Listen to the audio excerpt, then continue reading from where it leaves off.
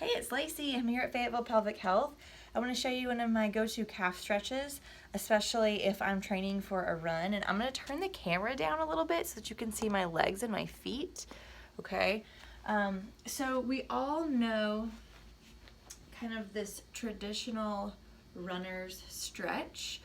If you don't, you're putting one foot forward, you're bending that front knee, the back knee is going to stay straight and your heel is going to stay on the ground, okay? So here we are, we're getting our kind of conventional runner's calf stretch.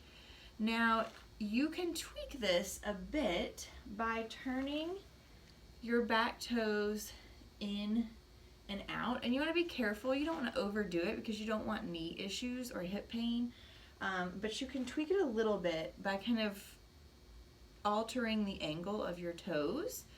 For all of these, you want to hold for 30 seconds, and you want to breathe. You want to make sure that your posture is pretty good, so you don't want to be hunching forward. That's a really common compensation, but that's not good for really anything in your body. So my right calf is a little tighter today, so I would probably spend maybe an extra few seconds on this one. And so I'm turning my toes in, and then I can turn my toes out slightly, making sure you're getting kind of all aspects of the calf. Now, here's the fun part.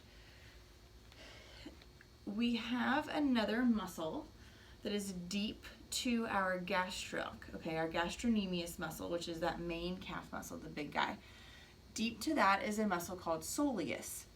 If we bend our back knee a bit, we're changing that stretch. So we're getting more soleus. So again, you can kind of gently turn the toes in different directions, very slightly, okay? But going from a straight leg to a bent leg is going to change that stretch. And so you really want to do both, because when we say our calf muscle, I need to work on my balance. When we say our calf muscle, if we're really being correct about it, we're talking about gastrocnemius. So we're talking about both. And certainly they're important, and both of them are important day to day, if you're running, if you're working out. So that's just a kind of more comprehensive way to stretch your calves, is to do both. And so you might want to do maybe 2 rounds of 30 seconds for the gastroc, straight leg, and then go back and do a couple of rounds of 30 seconds of soleus. And sometimes you'll find that you didn't realize that soleus was so tight. So when you bend your knee, suddenly you're feeling a much bigger stretch. And often that's the culprit. So I hope that was helpful. Thanks for joining me, and you guys have a great day.